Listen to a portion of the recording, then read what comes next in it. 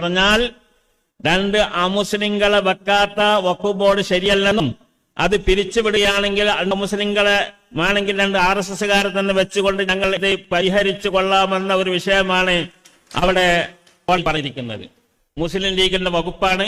ആ വകുപ്പടക്കമുള്ള അതിനെ കൈകാര്യം ചെയ്യുന്ന ഗവൺമെന്റിന്റെ വക്കീൽ പറഞ്ഞിരിക്കുന്ന അതാണ് നമ്മൾ മനസ്സിലാക്കേണ്ടത്. എവിടെയാണ്